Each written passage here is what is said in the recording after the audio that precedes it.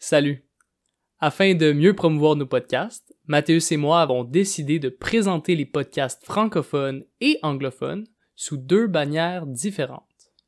Le podcast francophone s'appellera dorénavant À toute échelle et aura son propre Instagram, sa propre chaîne YouTube et son propre fil de diffusion sur les applications de podcast, par exemple Apple Podcasts et Spotify. La transition se fera au cours du prochain mois. Jusqu'à la sortie de l'épisode 10, les podcasts francophones seront publiés sur les plateformes de Orders of Magnitude ainsi que sur celles de À toute échelle. Par la suite, les épisodes francophones seront exclusivement disponibles sous la bannière de À toute échelle. Si vous aimez notre contenu et que la vulgarisation scientifique en français vous tient à cœur autant qu'à nous, abonnez-vous à toute échelle sur Spotify, Apple Podcasts, Instagram et YouTube. Sur Instagram, nous sommes @ate.pod. Les liens seront disponibles dans la description des podcasts et sur la bio Instagram de Orders of Magnitude. Sans plus tarder, je vous laisse au podcast tant attendu. Bon podcast! Bienvenue à toute échelle, le podcast dans lequel on parle de science à toutes les échelles, de la plus petite particule élémentaire à la relativité générale. Ouais, aujourd'hui c'est un épisode très, moi j'aime ça dire ça, big brain, gros cerveau. Nous avons aujourd'hui avec nous Serge Amoudou qui fait sa maîtrise à l'Université de Montréal en physique théorique, plus particulièrement les physiques des particules. Donc aujourd'hui on a parlé de beaucoup de choses. Serge, est-ce que tu peux nous aider à résumer ce qu'on a dit? Ouais, ben on a parlé de la physique théorique, de l'état actuel des choses, des problèmes fondamentaux en physique théorique, plus précisément les problèmes avec le modèle standard, le lien avec les autres branches de la physique, les incompatibilités et tout. Et finalement, après ça, ma recherche, donc où est-ce que ma recherche pour ma maîtrise, où ça s'insère là-dedans. Oui, c'était un épisode très enrichissant.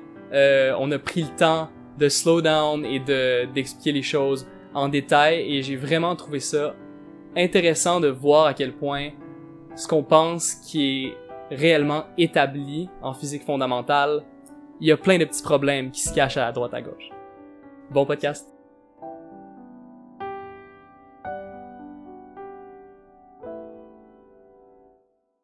Bonjour Serge, bienvenue au podcast. Ouais, bonjour. Bon, merci d'être venu. On va commencer comme d'habitude en parlant de toi. Avant tout, qui es-tu? Qu'est-ce que tu fais?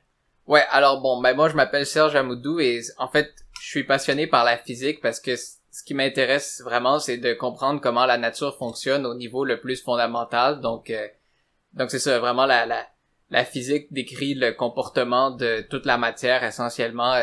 En fait, pas juste essentiellement, là, c'est le but de la physique, c'est de décrire tout l'univers au niveau le plus fondamental. Là. On comprend pas tout évidemment, mais disons que c'est vers ça on cherche à comprendre toujours plus. Et en ce moment, je fais une maîtrise en physique des particules théorique parce que c'est ça, je poursuis cette passion-là que j'ai. Mm-hmm. Ouais, c'est ça. Une maîtrise en physique théorique, c'est quoi la différence entre une physique théorique et disons une physique expérimentale? Ouais, donc la différence c'est que souvent on catégorise les physiciens en deux types, il y a théorique, expérimental. En réalité, il y a un troisième type qui est numérique aussi.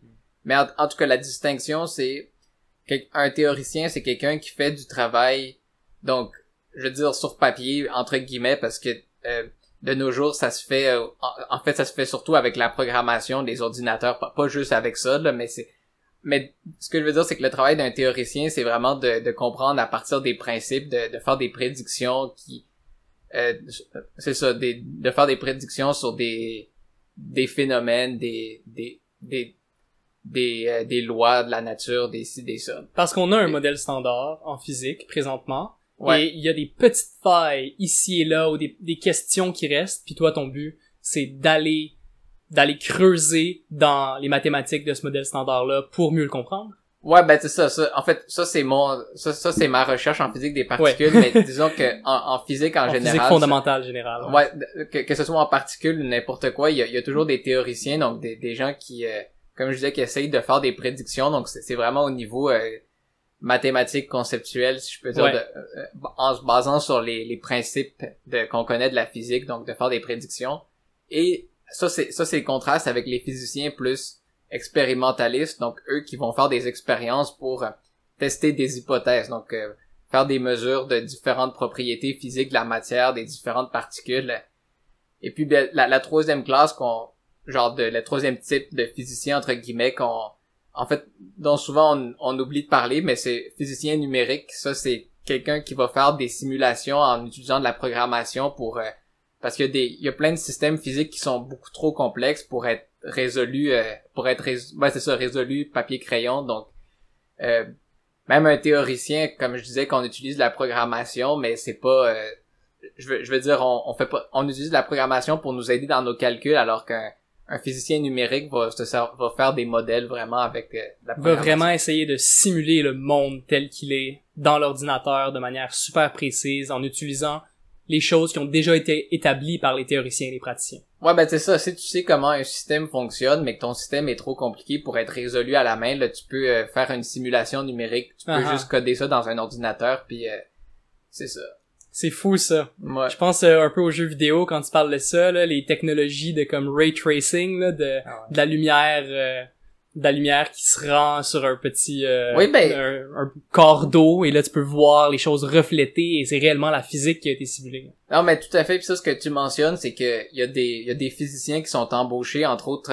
En fait, des fois, ça arrive que des fois quand on pense à des physiciens, il y a des gens qui vont penser que il y a pas nécessairement beaucoup de perspectives d'emploi là-dessus, donc ça s'est restreint un peu au fait d'enseigner au cégep et à l'université, mais en fait, en réalité, il y a vraiment, en fait, dans la vie courante, là, que ce soit en académique ou en industrie, là, il y a plein de gens qui embauchent des physiciens pour ça, entre autres, là, donc ce que tu disais par rapport donc dans les jeux vidéo, quand ils essayent de simuler de la physique pour que ce soit réaliste, donc ils font appel à des gens qui connaissent ça, donc Exactement. Puis des fois, j'imagine aussi que les emplois pour les physiciens théoriques, c'est plein d'emplois qui sont pas directement reliés à la physique, mais votre cerveau a été entraîné à penser d'une certaine façon, à résoudre des problèmes, à toujours voir les détails fondamentaux, et ça doit être juste une habileté qui est recherchée par toutes les entreprises à la fin. Ouais, ben c'est ça, exact. Il y a plein d'entreprises qui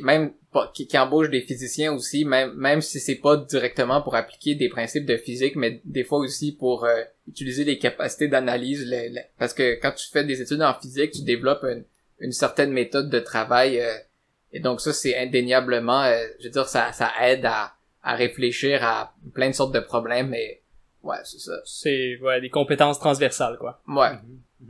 Ok, donc la physique des particules, spécifiquement, on parle à quelle échelle les particules? Ouais, ok, ben souvent, bon, vite de même, là je sors ces nombres-là de ma tête, mais je sais par exemple qu'un atome, ce serait, mettons un atome d'hydrogène qui est l'atome le plus petit possible, il y a juste un proton puis un électron là-dedans. Un Armstrong. Ouais, c'est ça. Est-ce qu'on peut partir toute la semaine, je pensais à comment on va introduire cette échelle-là.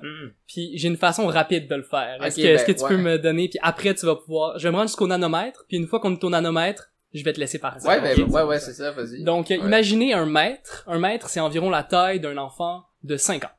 L'enfant moyen de 5 ans fait 1 mètre. Et on peut aller 1000 fois plus petit, c'est environ la tête d'un clou. Ça, c'est 1 millimètre. Right? Ouais. Si tu vas 1000 fois plus petit que la tête d'un clou, c'est un micromètre, et c'est environ la taille des cellules de notre corps. Alors, si on voulait mesurer un enfant de 5 ans avec ses cellules, ça prendrait environ 1 million de cellules on top of each other pour mesurer l'enfant de 5 ans. Ouais. Bon. Tu vois, j'avais dit que ça allait être vite. Et là, si on va 1000 fois plus petit qu'une cellule, on est rendu au nanomètre, puis le nanomètre, c'est les petites molécules qu'on rencontre tous les jours. La molécule de caféine, la molécule de propane fait environ 1 nanomètre de long, et si on va 10 fois plus petit, t'as le plus petit atome d'hydrogène. Ouais. Et là, je me suis rendu là je sais plus, en tant que biochimiste, moi, c'est là que ça s'arrête habituellement. Non, mais exact, fait que ça, c'est exactement très bien dit, donc t'as l'atome d'hydrogène qui est le plus petit atome, donc qui est à peu près genre donc un nanomètre ou 10 à la moins 10 mètres là, dans ces ordres de grandeur là. Là si tu prends le noyau qui est pour l'atome d'hydrogène qui est juste un proton, donc ça juste pour donc dans le fond juste pour mettre en contexte, on dit qu'un atome est constitué à je connais plus le chiffre exact mais plus que 99,99% de vide. Donc le noyau c'est donc ici qui est le proton dans l'atome d'hydrogène, c'est quelque chose de très très très petit. Fait que tu prends ton nanomètre ou ton 10 à ton Armstrong. Ouais, c'est 1/10 de nanomètre. Ouais, non, c'est ça, mais je me souviens plus comment on dit ça. Angstrom. Angstrom, ouais, c'est ça. En tout cas, c'est 10 à la moins 10 mètres. Donc tu prends ça qui est à peu près la taille d'un atome d'hydrogène. Puis là, tu prends genre quelque chose d'encore plus petit qui est genre même pas 1% de ça. Puis ça, c'est un proton là. Puis après ça, ton proton lui-même, il est constitué de 3 quarks qui sont eux-mêmes quelques ordres de grandeur plus petits. Là, je pense que rendu là, on parle de... Donc juste pour un proton, c'est de ma mémoire à peu près 10 à la moins 15 mètres là, dans ces eaux-là. Des femtomètres, là. Ouais, dans ce coin-là. OK. Puis un quark, c'est... En fait, je pense qu'un quark, c'est tellement... On connaît même pas de taille pour ça. On sait juste que c'est plus petit que, je pense, 10 à la moins 19 mètres. Donc, en tout cas, bref, les particules élémentaires, c'est ce qu'on connaît qui est plus petit dans la nature. Dans tout. Après tout ça, on sait juste que c'est très petit. Très petit. Vraiment petit. OK. Et donc, toi, tu regardes pas des protons ou des électrons ou l'atome en tant que tel. Tu regardes vraiment les choses qui font le proton, qui sont encore plus petites que... Ouais, ben pas juste les protons, mais toutes les parties, parce que ce qui forme les protons, c'est les quarks. Ça, c'est un type de particules élémentaires. Mais après ça, il y a aussi les leptons. Donc, les quarks et les leptons ensemble forment ce qu'on appelle les fermions, qui sont les particules de matière. Et après ça, il y a aussi les bosons. Donc, les bosons, il y a le boson de Higgs, mais il y a aussi les bosons de jauge. Et les bosons de jauge, c'est ce qui représente, ça, c'est ce qui médit les interactions dans la nature. Donc, électromagnétique, fort et faible. Parfait. Ralentissons un peu. Oui. Moi, j'ai vu l'image du modèle standard, là. Ouais. Dans le modèle standard, il y a l'air d'avoir 3 types de particules, comme tu viens de le dire si bien. Les bosons, les leptons et les... Ouais, les quarks. En fait, les leptons et les quarks sont des sous-catégories de ce qu'on appelle des fermions. Donc, c'est les bosons et les fermions. OK, les bosons et les fermions. Ouais. C'est tout ce qu'il y a? Les bosons et les fermions dans l'univers? Oui, mais en fait, ça a l'air pas beaucoup dit comme ça, mais c'est parce que c'est des catégorisations vraiment générales. En fond, de façon générale, pour toutes les particules qui existent, composées ou pas, un fermion, parce que si on parle de spin, qui est, sans expliquer c'est quoi, mais c'est une propriété que les particules ont en physique quantique. Donc, le spin, ça peut prendre soit une valeur entière ou une valeur demi-entière. C'est les seules possibilités. Parfait. Donc les particules qui ont des spins demi-entiers, on appelle ça des fermions, puis les particules qui ont des spins entiers, on appelle ça des bosons. Il se trouve que pour les particules élémentaires, ça c'est comme une coïncidence de la nature, les fermions vont coïncider avec les particules de matière et les bosons coïncident avec les particules qui sont des interactions et plus le boson de Higgs aussi. Puis de la matière, mettons, c'est quelque chose qui a une masse, c'est quoi? Qu'est-ce qu'on appelle la matière? Puis les autres, c'est comme, tu m'as dit que c'était comme des médiateurs des interactions, c'est ça un peu ouais, en l'idée? fait, ok, c'est peut-être pas le meilleur choix de mots que j'ai utilisé parce que en fait les bosons de jauge peuvent avoir des masses aussi, donc il y en a, le photon en a pas, mais il y a les bosons qui médient les interactions faibles ont des masses, donc c'est des particules aussi, c'est juste que la manière dont ils se comportent font qu'ils peuvent pas former de la matière tangible. Ah, ok. Parce que en gros c'est relié au principe d'exclusion de Pauli. Donc si le principe d'exclusion de Pauli dit très grossièrement que tu peux pas avoir deux particules à la même place au même moment, là, ça dit pas ça de cette façon-là, mais là j'essaye un peu de... Par exemple, je te donne un exemple d'un fermion. Un fermion, un électron. Tout le monde connaît les électrons. Ouais. Ça, c'est un fermion. Et 2 électrons peuvent pas être à la même place au même moment. Ils peuvent pas être dans la même... Je veux dire, la gravité veut nous attirer vers le centre de la Terre, mais pourquoi on s'enfonce pas dans le sol? C'est parce que on est des fermions, le sol, il y a des fermions aussi, on peut pas occuper le même espace, c'est interdit par le principe d'exclusion de Pauli. Ok. Ben, un exemple encore plus simple, là. Si tu remplis une baignoire avec de l'eau, tu rentres dedans, ben l'eau ça va spill out.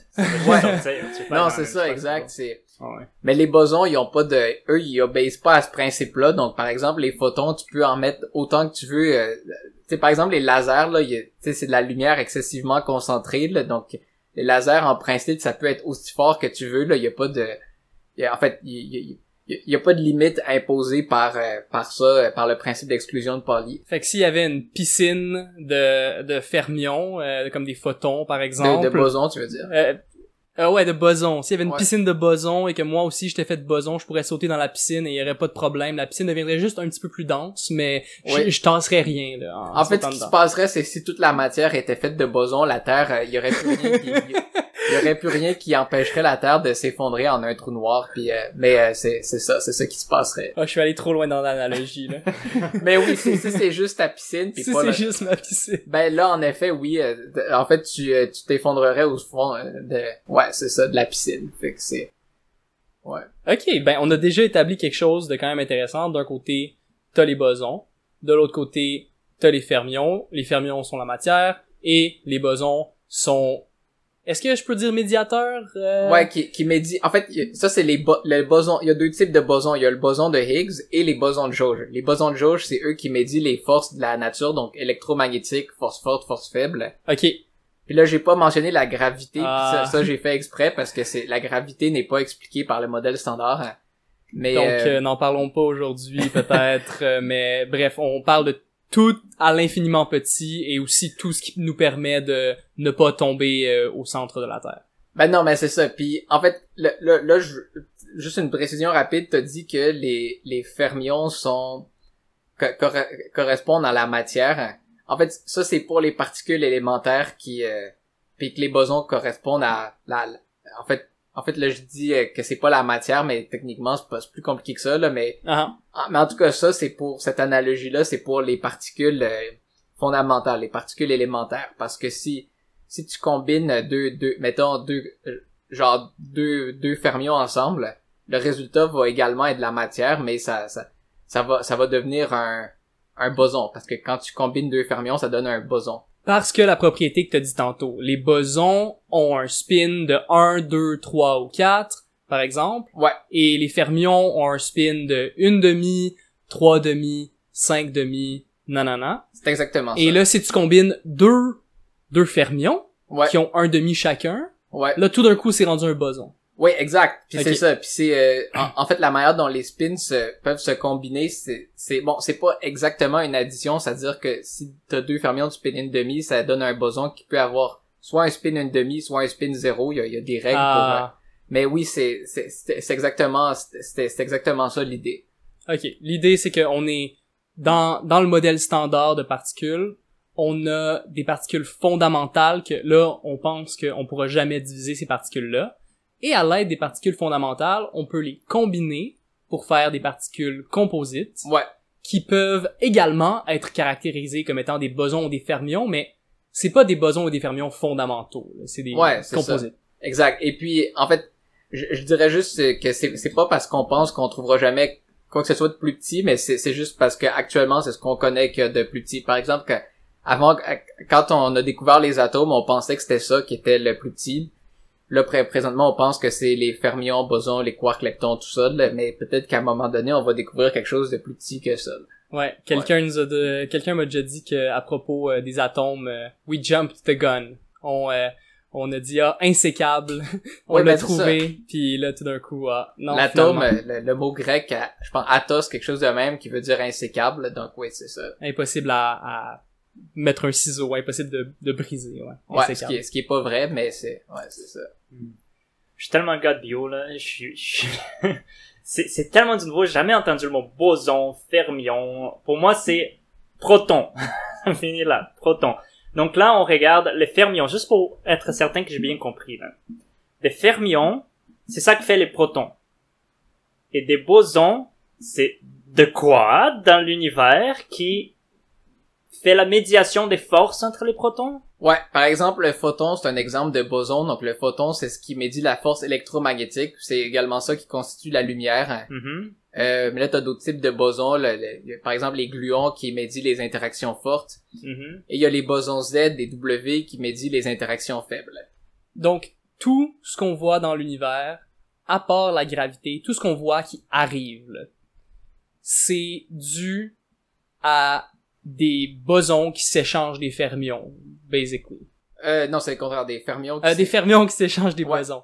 Ouais, c'est ça, exact. Fait que quand on voit, par exemple, je sais pas, une force magnétique, c'est littéralement la matière qui se lance des photons, puis que ça... Ouais, exact. Ça se parle. Genre, une façon, par exemple, de voir deux particules qui se repoussent électriquement, c'est comme s'il y en a une qui lance une balle de baseball à l'autre, puis là, en lançant la balle de baseball, elle reçoit un recul, conservation de la quantité de mouvement. L'autre qui reçoit, elle va absorber le mouvement de la balle de baseball, puis elle va reculer, et donc elle gagne chacun un mouvement dans la direction opposée l'une de l'autre. Ouais. Mais là, elles font ça perpétuellement, et puis là ici les balles de baseball, c'est les photons. C'est les photons, ouais. Mais là, il y a évidemment cette analogie-là a une limite parce que ça peut aussi expliquer les attractions des particules que tu peux pas expliquer avec un lancer de balle de baseball.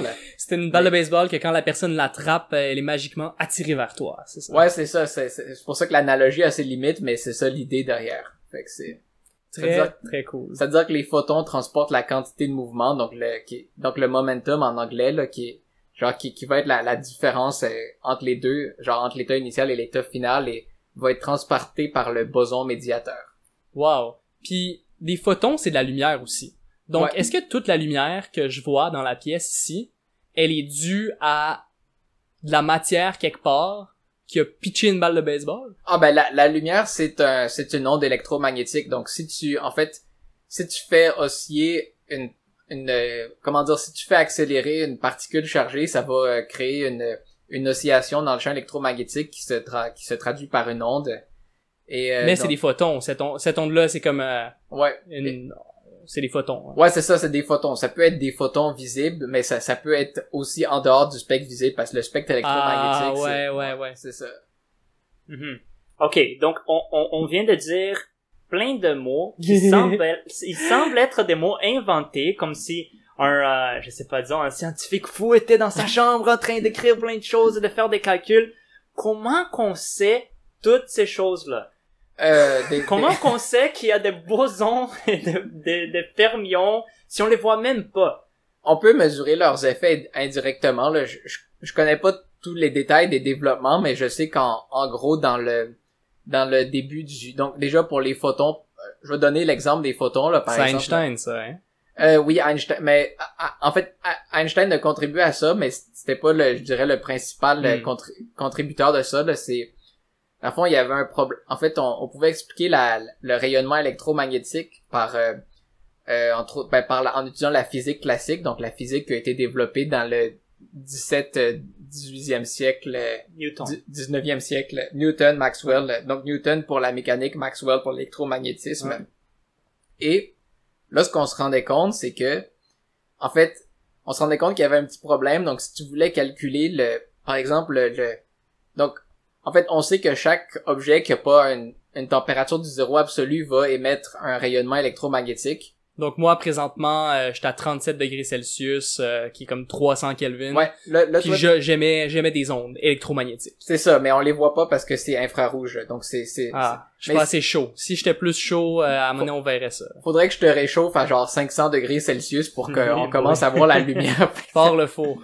Ouais, non mais exact, c'est exactement pour ça que quand tu pars le four, les plaques deviennent rouges. C'est parce que...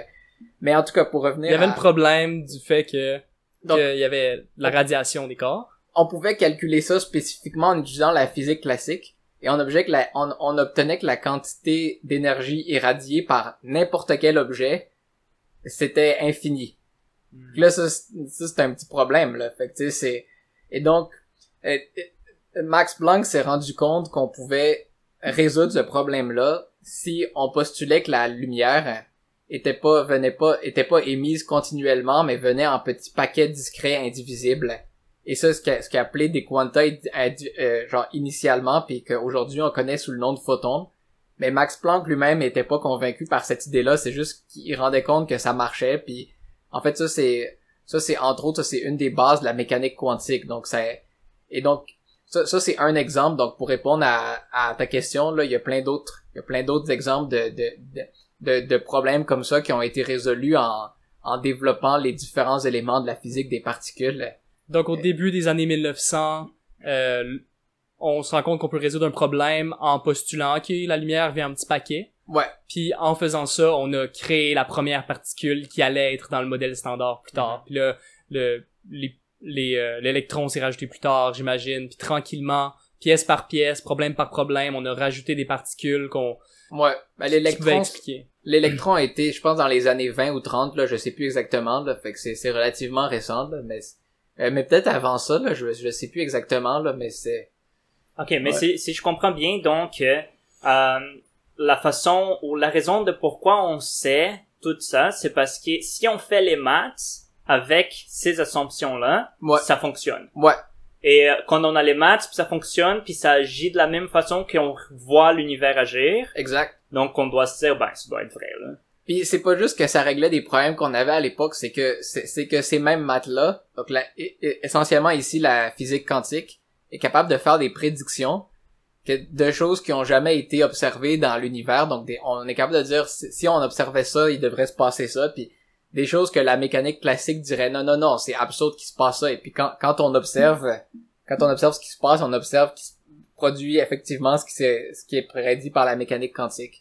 Ouais, c'est toujours l'expression, hein. Si t'as une théorie, you just throw it around and see if it breaks. Right? Tu fais des prédictions, tu dis si j'ai raison, je pense que ça devrait arriver. Puis si ça l'arrive, ben là ça vient confirmer tranquillement pas vite, t'sais. Un bon scientifique essaye pas de prouver qu'il a raison, il essaye de prouver qu'il a tort, hein. Ouais.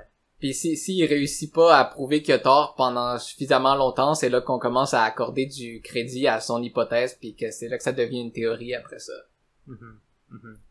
Ouais. OK. Donc là on comprend en plus milieu la physique quantique ou la physique des particules. On sait qu'il y a des bosons, des fermions, et on sait que les bosons, c'est juste des échanges entre les particules elles-mêmes pour qu'on voit les interactions qu'on voit, comme par exemple les photons. Ouais. On sait qu'on sait ça parce que la mathématique fonctionne si on assume tout ça. Et pourquoi? On dirait qu'on comprend très bien tout ça. On vient de parler de tellement de choses, on dirait que c'est très bien établi. Qu'est-ce que t'as à faire? C'est quoi ta maîtrise si on sait tout ça déjà? Qu'est-ce qui reste à faire? Ouais. OK, donc bon, là on a parlé du modèle standard et tout. Le modèle standard, bon, c'est une théorie remarquable, ça fait plein de prédictions avec une précision extraordinaire. Mais c'est pas parfait, il y a des problèmes dans le modèle standard. Donc il y a des choses qu'on sait pas, donc par exemple, on n'est pas capable d'expliquer la matière noire, c'est quoi, là.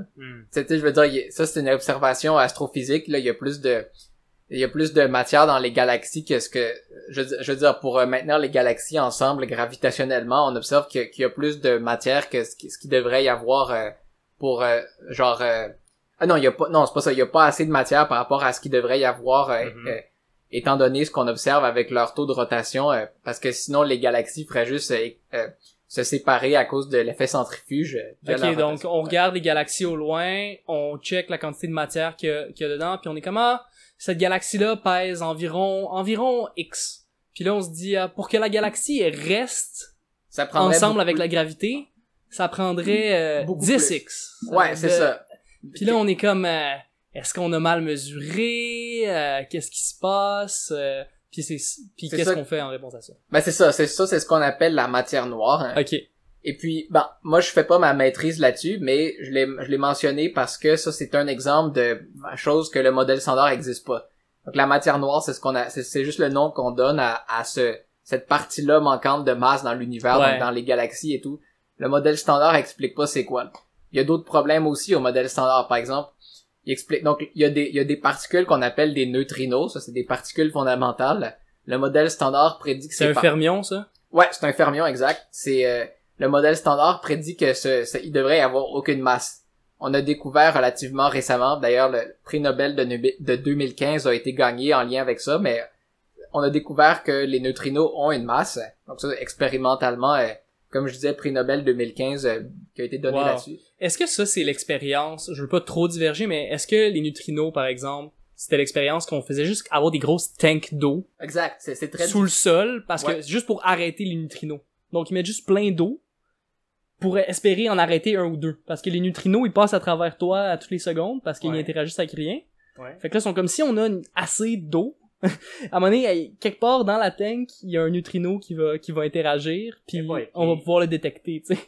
Ah, ok. Puis il faisait juste mesurer la masse de l'eau, puis à un moment donné, ça a changé juste un petit peu. C'était comme, ouais, c'est un neutrino, ça. Ouais, ben c'est ça. Je connais pas les détails de comment ils font ça, mais les neutrinos, c'est extrêmement difficile à détecter, justement parce qu'ils ont presque pas de masse, donc ça interagit avec presque rien, donc ça interagit très faiblement aussi, donc ouais, c'était, ouais, c'est ça. Et donc c'est pour ça.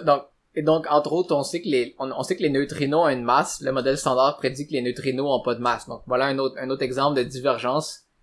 Et, sinon, moi, sur ma maîtrise, ce qu'on regarde plus précisément, c'est, on s'intéresse mais en fait, non, juste avant de dire ça, j'ai un autre, parce que c'est quand même un exemple important, là. Allons-y. Donc, so far, on a, les neutrinos et on a la matière sombre, qui sont des choses qui sont pas expliquées par le modèle standard. Exact. Et le troisième exemple. En fait, putain, avant de faire ce troisième-là, en tout cas, il y en a un rapide, c'est aussi le modèle standard explique pas pourquoi. Je veux dire, en principe, si on regarde juste la théorie, tu sais, on sait qu'il y a la matière puis de l'antimatière.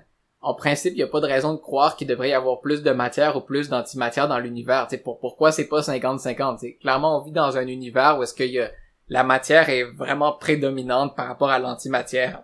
Ouais. Pourquoi ça? Ça, le modèle standard l'explique pas. Puis la raison pour laquelle on le sait qu'il y a plus de matière qu'il y a d'antimatière, c'est parce que quand la matière vient en contact avec de l'antimatière, elle s'annihile. Ça fait disparaître. Ouais. Puis à ce que je sache, moi, je suis pas disparu. Donc ouais, ben c'est ça, il y a rien ici qui disparaît là. Non, c'est ça. Donc il y a plus de matière, puis ça, il y a rien d'explicable parce que techniquement, il y a cette propriété là qui est comme la symétrie, right? Chaque fois que la matière a été créée au Big Bang, il devrait avoir la même quantité d'antimatière et il y a rien qui explique pourquoi il y a plus de matière. Exact, c'est ça, il y a des hypothèses mais rien de je suis pas un expert dans ces hypothèses-là, mais je sais qu'il y a des hypothèses qui expliquent ça là, puis Non, mais c'est bon, tu l'expliques bien même si t'es genre l'idée globale. Et donc, le problème ouais. Il y en a un autre? Ensuite, il y a un autre problème, puis ça je le mentionne parce que c'est plus récent, qui est donc bon, c'est toujours pas ma maîtrise, mais ça c'est quelque chose de récent. Donc, en fait, on a observé que donc ça avait passé aux nouvelles d'ailleurs en avril dernier là. Donc il y a le laboratoire Fermilab qui a fait une expérience parce qu'ils ont mesuré c'est une propriété un peu abstraite, mais c'est le moment magnétique du muon. Donc ça, qu'est-ce que ça veut dire? En gros, le muon c'est une des particules. En gros, c'est un cousin de l'électron, mais qui est beaucoup plus lourd puis beaucoup plus instable. Ok. Pour citer un de mes profs au cégep, c'est un électron obèse. Ouais, non, c'est ça. Je me souviens de ce prof-là. C'est comme ça qu'on se connaît, Serge et moi. On était dans le même cours de physique. Ah, c'est cool. Et il posait vraiment des bonnes questions. Ouais. Donc, je l'ai invité aujourd'hui. Nice. Et puis, un électron obèse. Donc, il y a un électron obèse, puis qu'est-ce qui se passe avec le moment magnétique? Ouais, donc le moment magnétique, ça, en gros, qu'est-ce que c'est? C'est juste, donc les particules peuvent donc avoir un spin, comme je l'ai dit tantôt, puis le spin peut avoir une orientation dans l'espace. Et quand on présente un champ magnétique, donc mettons que le champ magnétique est comme ça, si le spin est parfaitement aligné ou parfaitement anti-aligné avec le champ magnétique, il se passe rien. Okay. Si le spin a un angle, il va y avoir une précession, un peu comme une toupie ou un peu comme l'axe de la Terre. Hein. Donc c'est. Puis le bottom line de tout ça, c'est tu mesures un muon puis ça te dit en haut ou en bas. Ben non, mais ça c'est si tu mesures son spin. Le moment magnétique, c'est tu caractérises, c'est ce qui caractérise la force de cette précession là. Ah, ça te dit right-handed or left-handed dans le fond. Ouais, non, ça c'est la chiralité, c'est une autre propriété des particules. Mais ici c'est juste genre la précession du spin autour du champ magnétique. OK. Fait que est-ce qu'il est avec le champ ou contre le champ? OK. Ouais, ben excuse. non, pas de problème. En fait, ici c'est comme je disais, c'est que si le spin est avec un angle mais qui est pas parfaitement soit comme ça ou parfaitement comme ça, tu sais s'il est à un angle, il va il va genre tourner autour là. Autour. Puis là la façon qu'il tourne, c'est ça qui c'est un peu comme une toupie qui tourne ou comme la Terre qui tourne autour de précession sur une très longue période puis très légère. Hein. Et donc ce qui caractérise la fréquence de cette précession là par rapport à la force du champ magnétique, c'est ce qu'on appelle le moment magnétique. OK. Et donc, on est capable de mesurer ça expérimentalement. Et donc, on observe une déviation par rapport au modèle standard. Puis là, c'est ça ce dont je parlais qui est sorti en avril dernier, je pense. Donc, avec Fermilab. OK. Et puis ça, c'est un désaccord de 4 sigma. Donc là, pour les gens qui connaissent pas, ce que ça veut dire, c'est 4 sur une courbe gaussienne qui représente les statistiques. C'est un désaccord de 4 écarts types, ce qui peut avoir l'air assez énorme. Mais en physique des particules, le seuil, c'est 5 sigma. Donc, c'est pas encore suffisant pour conclure définitivement que de la nouvelle physique, mais là, rendu là, ça commence à être un indice très fort. Donc, ils disent, je pense que 4 sigma, c'est une chance sur 10 000.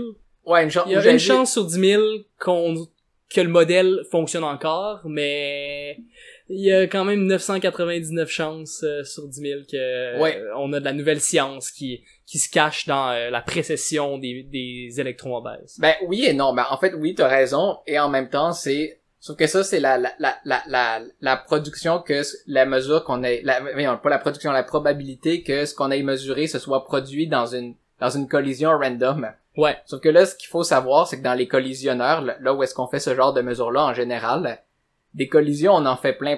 Donc là, c'est la loi des grands nombres. Tu sais, c'est un peu comme la loterie. Chaque personne individuellement a extrêmement peu de chances de gagner. Mais sur les longs termes, je veux dire, il finit par y avoir des gagnants. Tu sais, même si chaque personne individuellement a très peu de chances de... Et donc, c'est pour ça qu'on met un seuil aussi exigeant que ça en physique des particules. Parce que si tu mesures un électron obèse qui tourne 100 000 fois, peut-être qu'une fois de temps en temps, ta mesure elle va te donner quelque chose à laquelle tu t'attends pas, mais c'est juste un hasard. Un flux statistique, c'est exactement ça. Et donc, bon, en fait, ça, la raison pour laquelle je mesure ça, c'est parce que à ce jour, on n'a toujours pas de désaccord de 5 sigma par rapport au modèle standard. Mais ça, c'est ce qu'on a, puis c'est vraiment récent, là. Ça date il y a quelques mois, là. C'est ce qu'on a le plus proche de ça. Mais ceci étant dit, à cause de tous les problèmes théoriques du modèle standard, puis à cause des mesures qui ont des désaccords jamais à 5 sigma, donc ça c'est des problèmes expérimentaux, mais quand même, il commence à y en avoir de plus en plus, et les problèmes théoriques que j'ai mentionnés, donc ça explique pas la matière noire, ça explique pas la symétrie entre la matière et l'antimatière. Ça incorpore pas la gravité non plus, ça je l'avais mentionné tantôt, là. Ça incorpore pas, ouais. Ça c'est un autre problème. À cause de tout ça, on est pas mal sûr que, en fait, rendu là, c'est, même si on n'a pas mesuré de désaccord avec de 5 sigma encore, on est certain qu'il y a de la nouvelle physique qui se cache, mais on sait juste pas où. Fait que c'est pour ça qu'il y a de la recherche là-dessus fait que ça, c'est un peu la réponse à la question de pourquoi est-ce qu'on a encore besoin de faire de la recherche là-dedans. Donc c'est 1000%. On a un modèle qui fonctionne bien dans beaucoup de situations. Ouais. Mais il y a des petites situations restreintes à droite à gauche qu'on voit qu'il y a des cracks dans ce beau modèle, puis que ce modèle-là sera appelé peut-être un jour à s'effondrer pour laisser place à un autre modèle, ou à être complémenté par des nouvelles particules, par exemple. Ouais, exact. Ou des nouvelles interactions aussi. Oui, nouvelles particules, nouvelles interactions. Ouais. C'est qui voulait, je pense que c'était Stephen Hawking à one point, qui voulait il voulait trouver une équation qui explique tout. Oui. Right? Une équation ou juste une théorie qui peut expliquer tout ce qui se passe. Puis aujourd'hui, la théorie quantique, ça fonctionne pas avec Newton's law. Puis ça fonctionne pas avec la relativité, après, qui fonctionne pas non plus avec Newton's law. Puis il y a plein de choses qui sont un peu cassées dans la physique.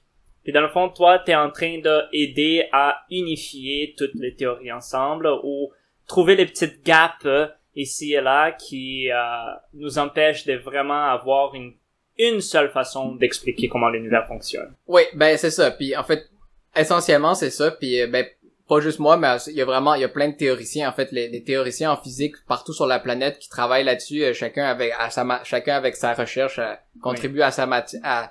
Mais oui, c'est ça l'idée. À sa matière. Ouais, ouais, c'est ça. Fait que c'est ça l'idée globale. Et puis, mais j'ajouterais quand même une nuance par rapport à ce que t'as dit. C'est donc, en fait, en fait, quand tu dis que les lois de Newton, c'est les lois de Newton, ça explique certains trucs, la mécanique quantique, ça explique d'autres choses. Je dirais quand même ici que la mécanique quantique recouvre les lois de Newton, parce que la mécanique quantique, en principe, et là je dis bien en principe parce qu'il y a personne de sain d'esprit qui voulait faire ça, on est capable le problème qu'on peut résoudre avec la mécanique classique, donc le mouvement d'une balle de baseball qui se fait avec les lois de Newton. En principe, on pourrait aussi faire ça avec la mécanique quantique. Oui. Il y a personne de sain d'esprit qui voudrait faire ça, mais disons la mécanique quantique, ça englobe plus. C'est juste que quand on arrive à l'échelle microscopique, là, la mécanique classique se met à diverger de la réalité, tandis que... Puis pour les gens à la maison qui se demandent pourquoi personne de Saint-Esprit ferait ça, c'est parce que à la fin, mettons que t'as une balle de baseball puis que tu veux voir la trajectoire de la balle de baseball, les équations de Newton, tu peux faire ça sur un papier. Ouais. Alors que si tu voulais le faire avec la mécanique quantique, il faudrait que tu regardes tous les atomes, toutes les interactions avec tous les atomes dans la balle de baseball, puis là, ça deviendrait complètement fou là, de faire ça. Et donc, mais c'est ça, pour revenir à ce que Stephen Hawking disait, donc l'idée de trouver une équation qui explique tout, donc une équation universelle, moi aussi je trouve que ce serait vraiment cool si ça existait. Peut-être que c'est possible, peut-être pas, mais l'idée c'est, actuellement, ce qui empêche ça, c'est que on a la théorie de la relativité générale développée par Albert Einstein qui explique la gravité, la cosmologie, tout ça. Donc l'infiniment grande, et ben pas réellement infiniment, mais en tout cas très très grande, et le infiniment petit qui est expliqué par la théorie quantique des champs, qui est la mécanique quantique appliquée aux champs. Le modèle standard qu'on a. Le modèle standard, c'est la théorie des champs appliquée aux particules, mais la théorie des champs, la théorie quantique des champs, c'est le formalisme mathématique explique ça. Le modèle standard, c'est quand tu l'appliques aux particules qu'on connaît. Puis la théorie des champs, l'idée, c'est que l'univers au complet est comme un gros champ en 3 dimensions. Beaucoup de champs. En fait, 4 qui sont dimensions. un par-dessus l'autre. 4 dimensions, 3 d'espace, une de temps. C'est ça. Un immense champ. Et toutes les particules, tout ce qu'il y a autour de nous, c'est juste des fluctuations dans ce champ-là. On peut s'imaginer comme un petit océan. En fait, presque. En fait, c'est pas un gros champ, c'est plein de gros champs. Par exemple, il y a un champ électronique, donc en fait chaque particule est une fluctuation dans le champ qui correspond. Donc par exemple, un électron, un photon, je vais commencer avec le photon. Un photon, c'est une fluctuation élémentaire.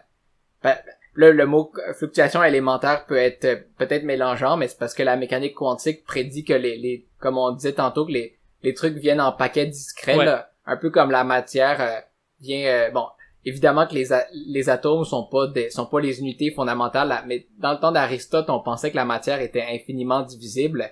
Là, après ça, on s'est rendu compte que en fait les atomes, ça vient en chunks discrets, si on peut dire de même. Donc là, on sait que les atomes, c'est pas ce qui est à la base, mais le point reste que la matière vient en paquets discrets, et donc pour les champs c'est la même chose. Donc par exemple le champ électromagnétique ne peut pas varier de façon continue comme le prévoyait Maxwell, l'électromagnétisme. C'est vraiment une localisation. T'as une place dans ton champ que t'as.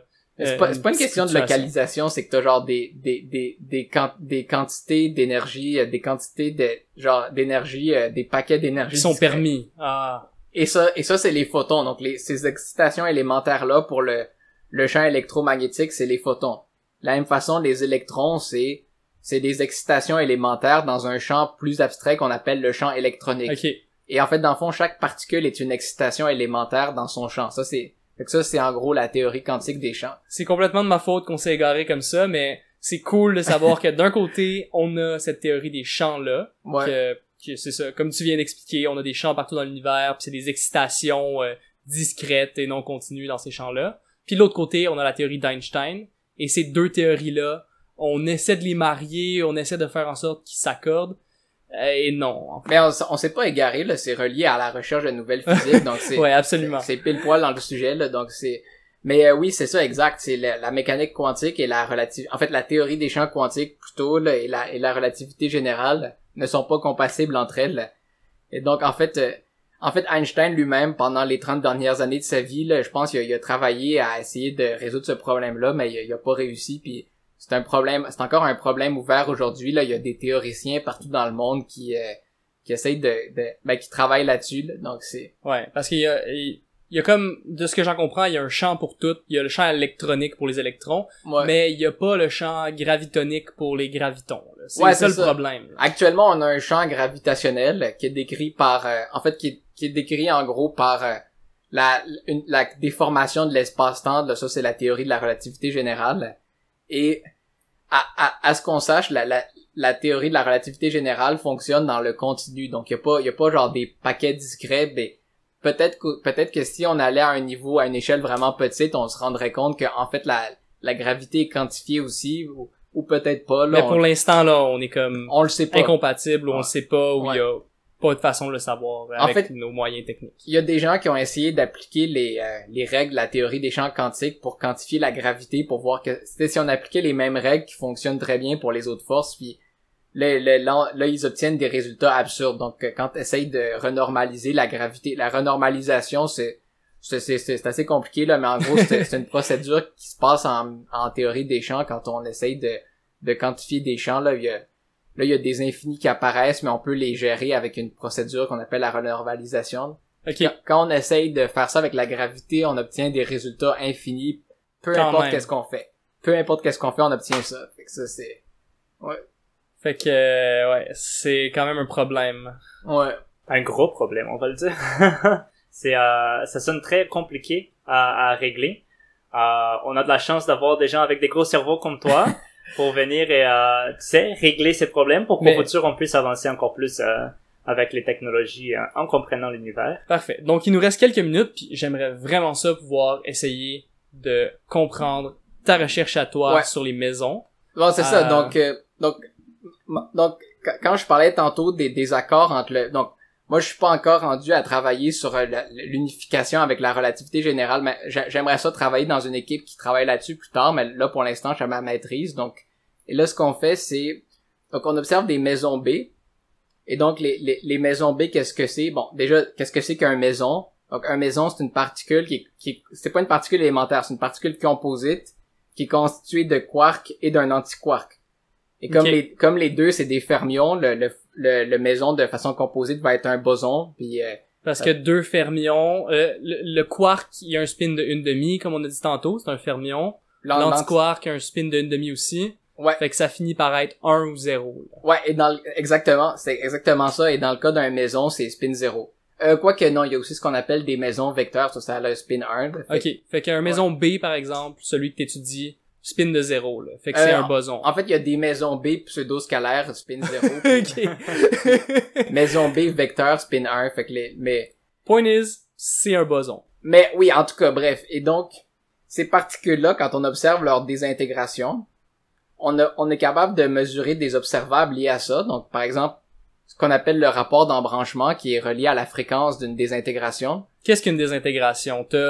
Parce que deux quarks, un quark, un antiquark qui se rencontrent, puis là, ça fait un maison pour un petit moment, ils chillent ensemble, puis à un moment donné, ils se séparent, puis c'est une désintégration? Non, c'est pas pour ça. Ils vont vouloir rester ensemble parce que la force forte, l'interaction forte empêche que des quarks restent tout seuls ensemble. Ok. Donc ils vont, non, c'est pas pour ça, c'est juste parce que le maison B, c'est un maison dont il y a soit le quark ou soit l'antiquark qui est un B. Donc les quarks, ils peuvent exister en différentes saveurs, comme on les appelle. Il y a une des saveurs possibles qui s'appelle B, donc le bottom en anglais. Ah, ok. Et ça, comme c'est un des quarks les plus lourds, qui est dans par exemple, les quarks plus légers up et down, eux sont stables. Mais après ça, les quarks plus lourds, donc les quarks B, eux sont instables. Et donc, comme le maison B est constitué de soit d'un quark B, soit d'un anti-quark B, le maison B est instable. Et donc, il va se désintégrer, puis il y a toutes sortes de produits possibles. Ah, ok, donc Ouais. c'est un boson un peu asymétrique, le maison. Il est asymétrique parce qu'il y a une des deux composantes qui est comme plus lourde que l'autre. Est-ce que c'est ça que tu dis parce que t'as dit c'était un anti-quark B ou un quark B?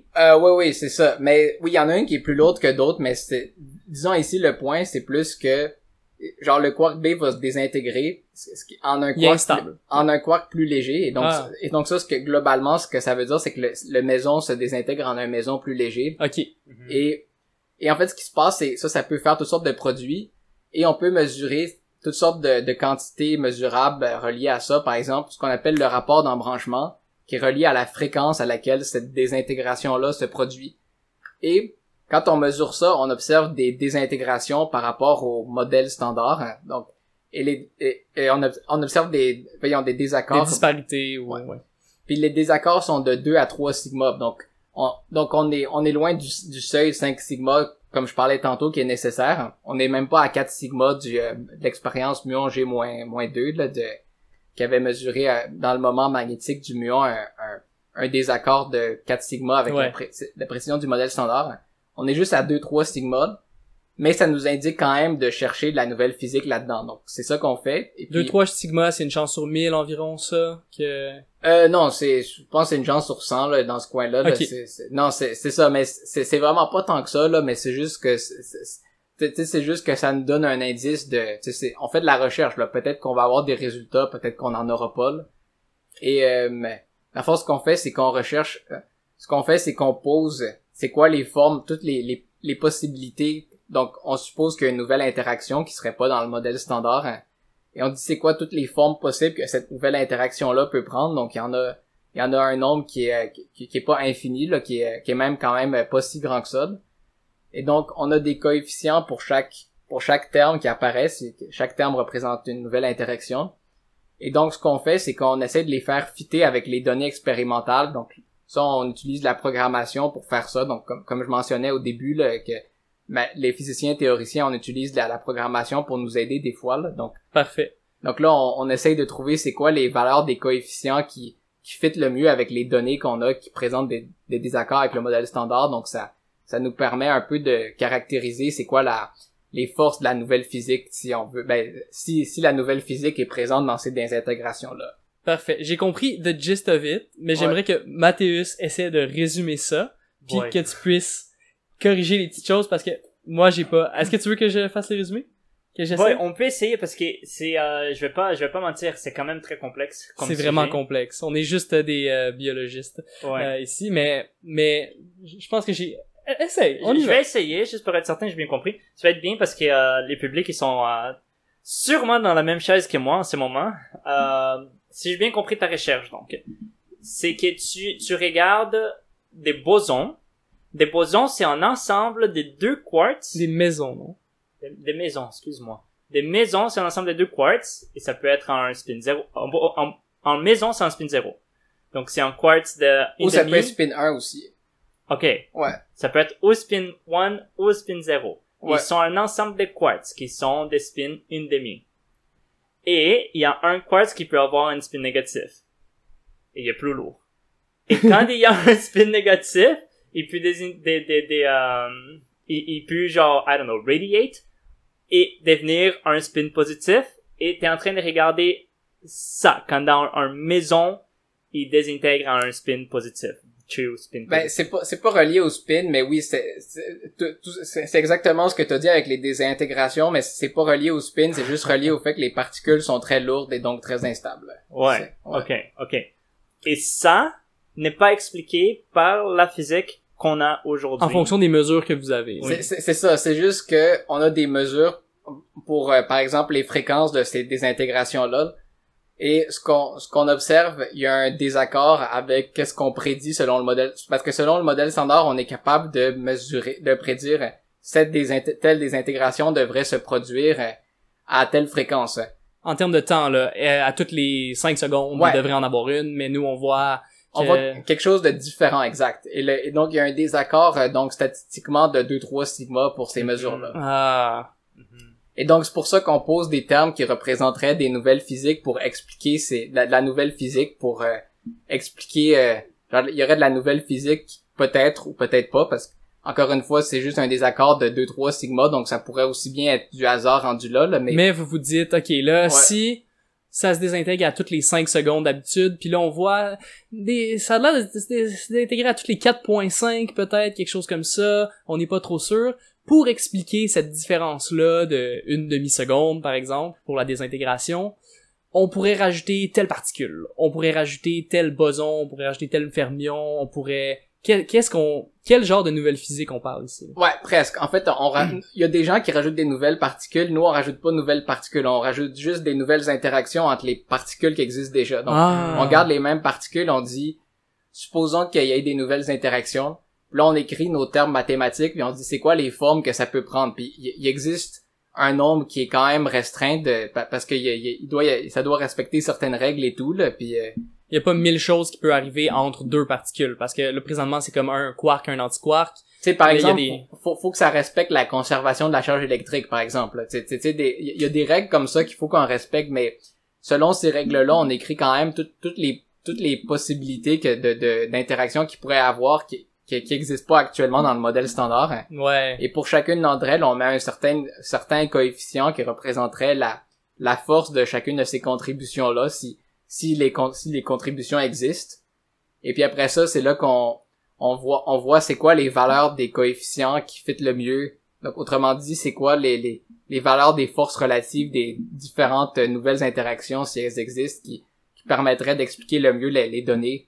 Qui, je le rappelle, c'est encore une fois, ces données-là ça pourrait être juste juste des mauvaises mesures, parce que le désaccord est pas si gros que ça, là. Fait que mais ça pourrait aussi être de la nouvelle physique.